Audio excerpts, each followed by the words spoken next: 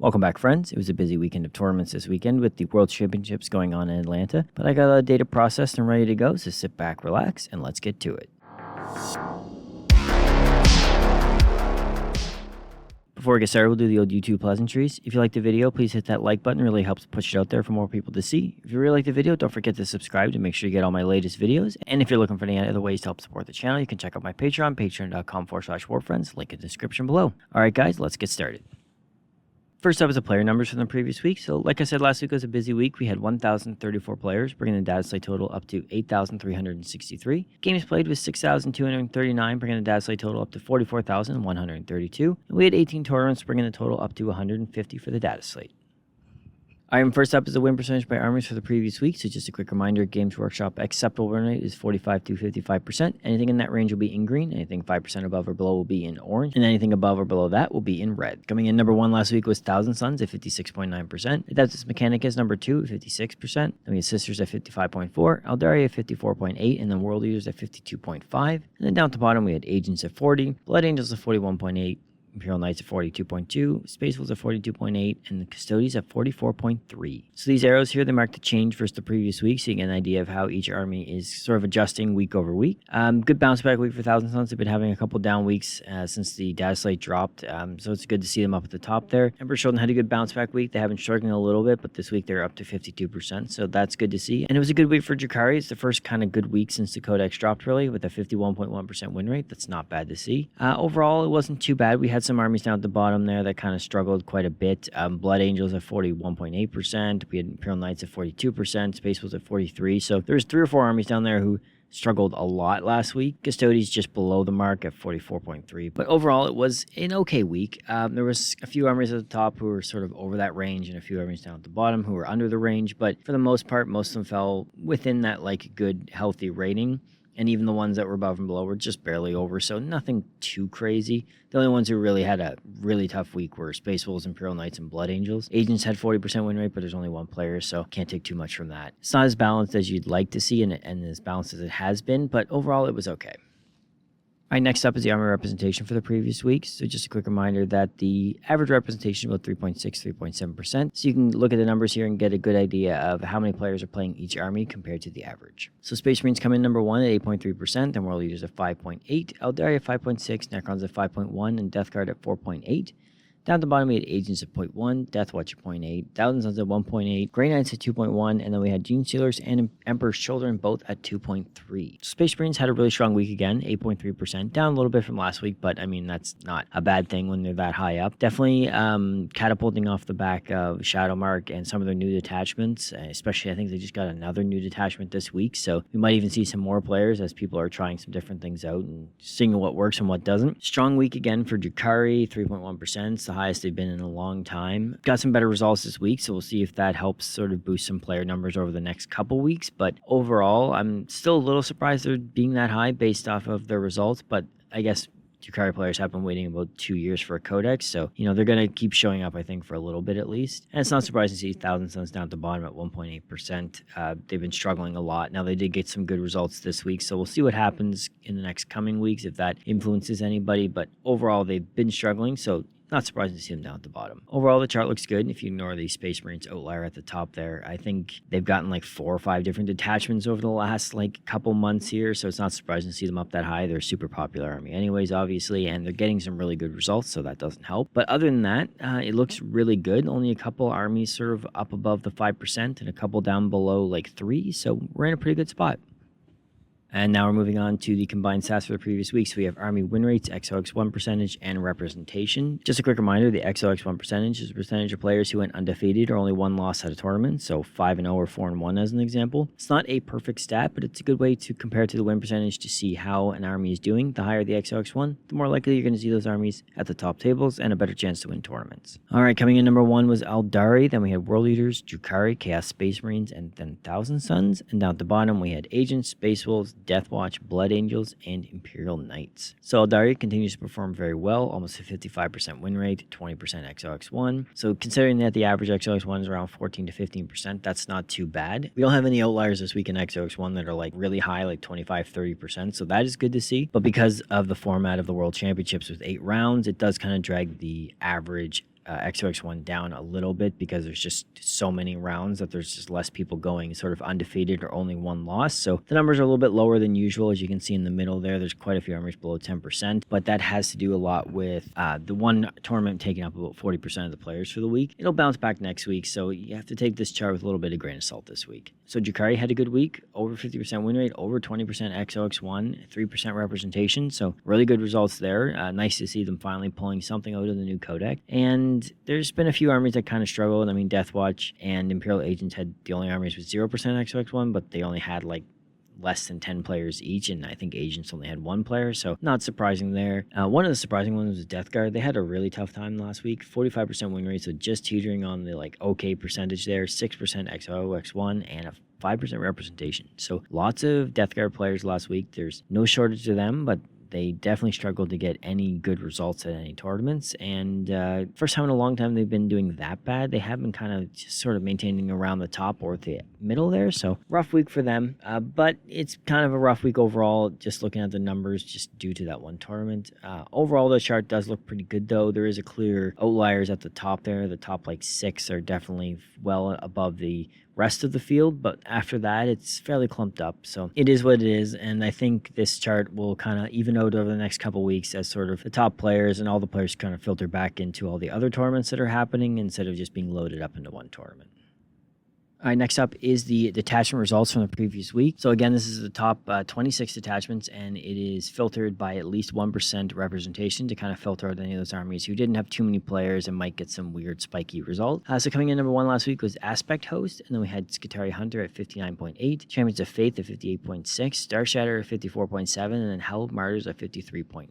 So interestingly enough, for AdMech, Skitarii Hunter Cohort kind of came out of nowhere this week, and all the top players, especially the player who won the World Championship in Atlanta, all took Skitarii Hunter. They had some really good results after most people playing with Halo Screed. Now, Halo Screed was no slouch either. They still got some really good results. They just didn't have the number of players to show up on the chart here. Reaper's Wager for Drukhari had a really good week. Strongest attachment for them. A decent amount of rep, 1.5% of the players, so lots of players playing them, and a 51% win rate, so that's good to see. And then even Sisters had 2 armies in the top here, Champions of Faith and Hell of Martyrs. Champions of Faith just kind of snuck in there at 1.1%, but that's enough players, and almost a 59% win rate, so really good results there. And overall, not too bad. The armies at the bottom there, like Combined Arms, Lion of the Emperor, and Awakened Dynasty, those are fairly low considering the representation they have, but there's lots of armies at the top who are close to 60%. So it's a little bit more top heavy than it has been, but it's interesting to see there's lots of different armies showing up this week and some new ones popping in here. So overall, not too bad.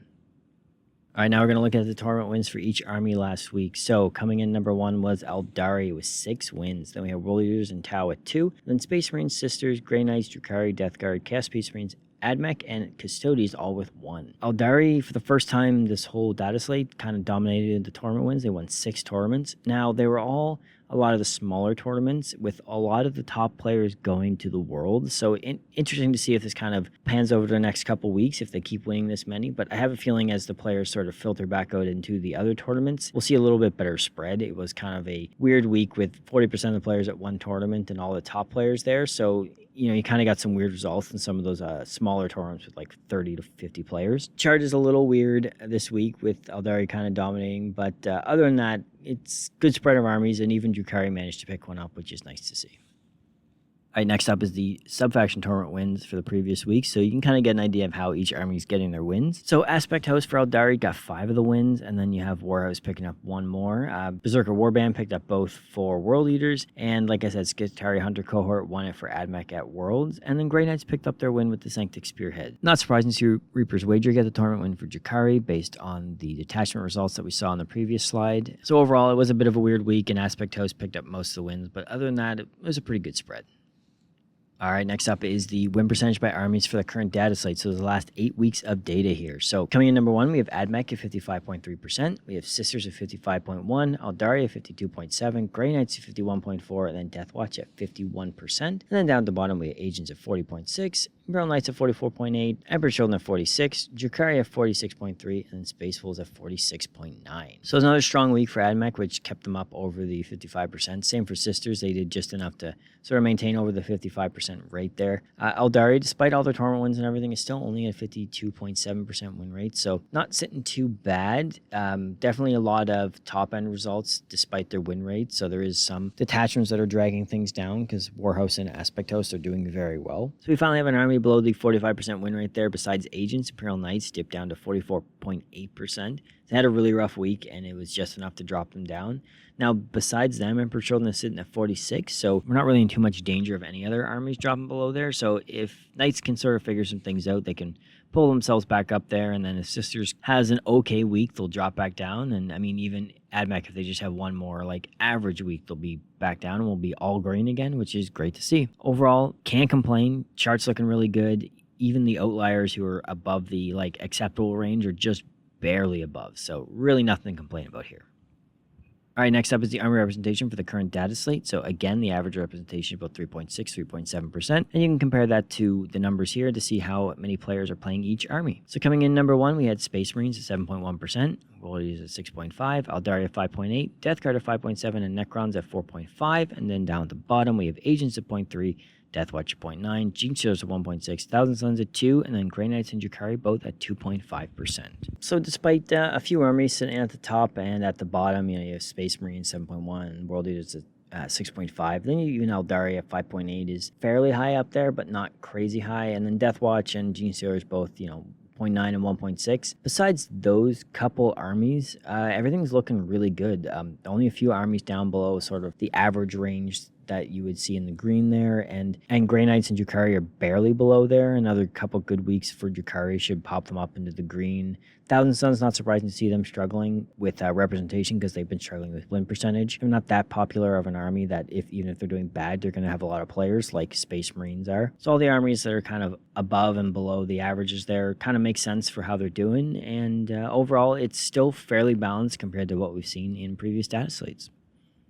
All right, next up is the combined stats for the current data slate. So again, 8 weeks of data here. So it's army win rates, XOX1 percentage, and representation. And another quick reminder, XOX1 percentage is the percentage of players who went undefeated or only one loss at a tournament. So 5-0 or 4-1 as an example. Again, it's not a perfect stat to indicate how strong an army is doing, but it's a good way when you compare it to win percentage to see how well they are doing. So the higher the XOX1, the more likely you see them at the top tables with greater chances to win tournaments. So coming in number 1 for the data slate is Aeldari. Then we have Sisters, Tau, AdMech, and Grey Knight. And then down at the bottom, we have Agents, Imperial Knights, Emperor's Children, Asher Militarum, and Space Wolves. Aeldari leapfrogs over Sisters to take the top spot there, kind of on the back of a very high representation of 5.8%. If Sisters was as high as their representation, they would definitely be in first place due to their XOX1 being almost identical and they have a higher win percentage, but the representation kind of catapults Aeldari up over top of them there. Imperial Knights continue to really struggle.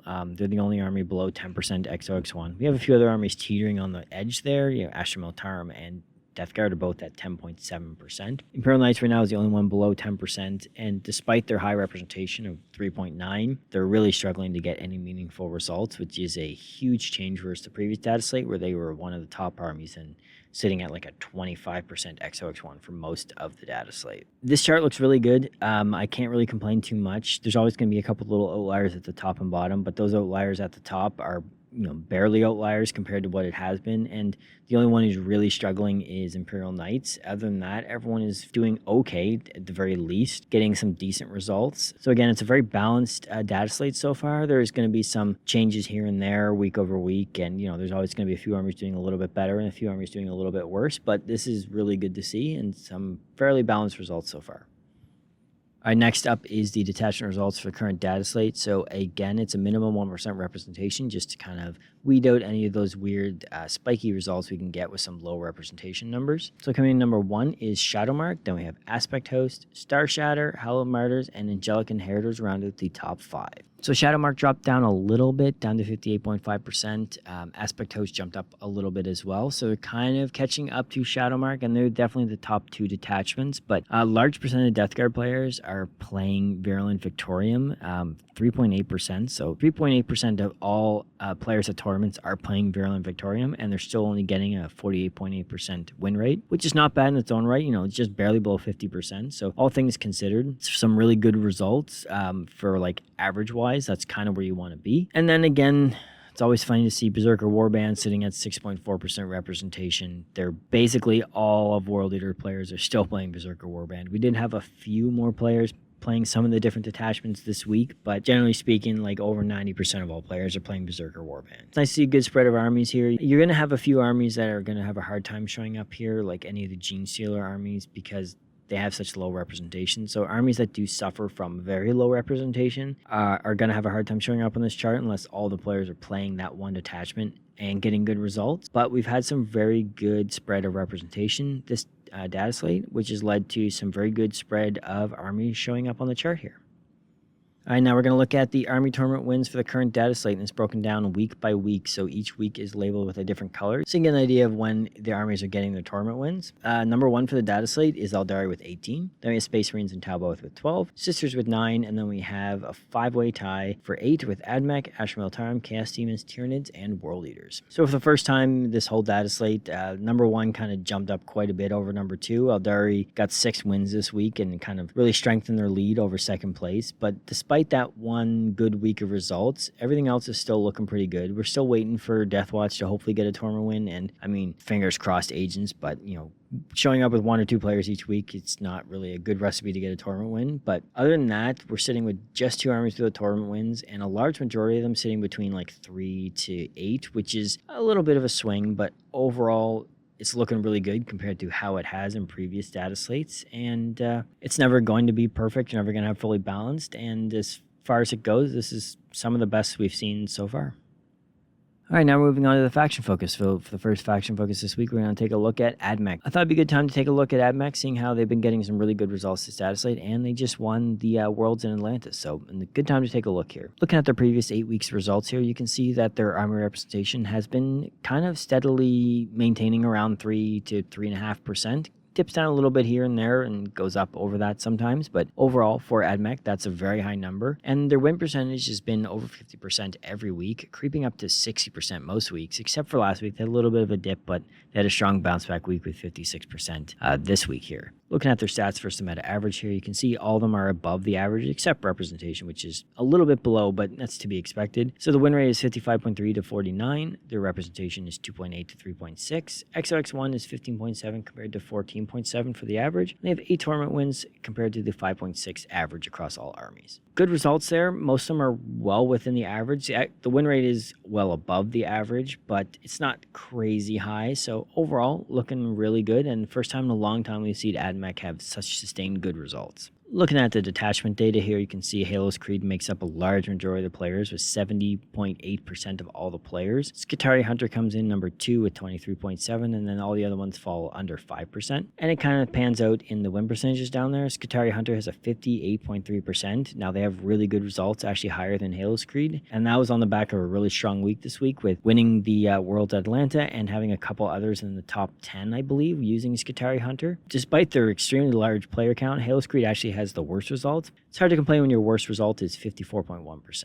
Overall, Admech is doing really, really well. It's been a long time, like I've mentioned before, since Admech has done this well. So as far as a dominating army in a meta goes, win percentage wise, it's really not that bad. And if this is what a dominating army is going to be, I think everyone can live with that every different detachment. They're really not pulling too far ahead with things like XOX1 or even tournament wins. So overall, it's not too bad. We actually see armies like Aeldari doing better overall with all the stats, but Admech's in a really good spot, and I hope they can maintain it and they don't get too many nerfs in the next Dataslate. So any AdMech players out there, let me know what you guys think. You guys surprised to see Skitarii come out of nowhere and kind of win the Worlds there? I would have expected it to have been Halo Screed, because every week prior, it's basically been them getting all the good results. And then suddenly this week, especially at the Worlds, most of the top AdMech armies were all Skitarii. Took a long time before I ran into a Halo Screed detachment. So let me know what you think was the cause for that. Were people just kind of hiding it and sleeping on it to kind of show it off at Worlds, or was there something that people kind of figured out in the last few weeks here?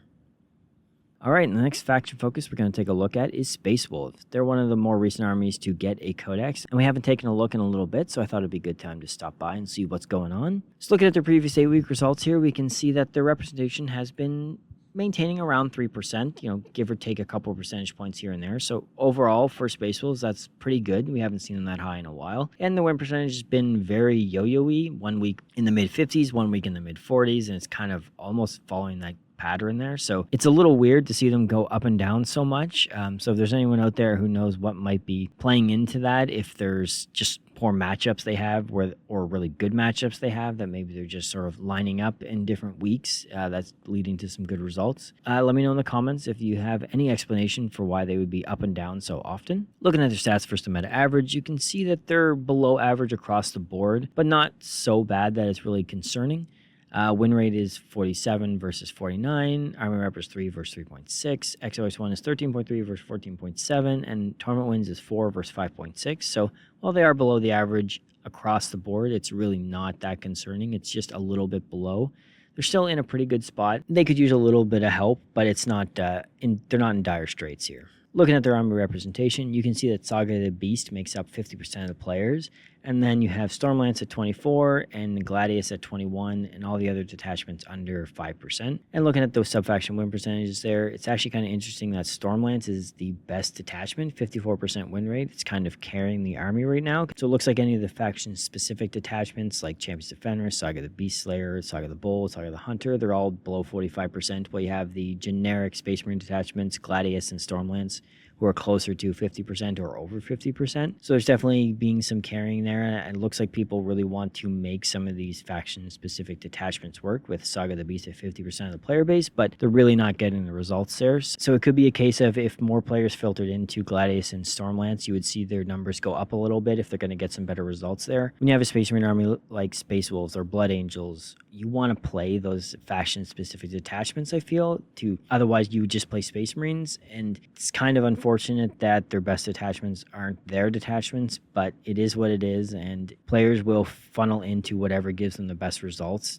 Most people don't play for lore reasons or fluff-wise. There's a few here and there, but whatever gets the results is what's going to bring the players, and I think maybe over time people will figure that out and kind of filter into more Gladius and Stormlands. But if there's any Space Wolves players out there, let me know why you think so many people are still playing Saga the Beast. Maybe it's just really fun to play. I don't know. But do you think more people are going to sort of filter out and back into Gladius and Stormlance over time here as the results sort of pan out over the status slate? Or are people just going to keep playing Saga and trying to make it work? All right, and that is it for this week, guys. Thank you so much for watching. Huge shout out to my Patreon members, Meet the Great, John Gurman, also the Vile, Staic, and my new Patreon member, Eric Jackson. You guys are huge supporters, and it really means a lot to me. And if you'd like to join these fine folks, you can visit my Patreon, patreon.com/warfriends, link in the description below. Any help is greatly appreciated. Good luck in the tournaments coming up this weekend, guys, and I will see you next week.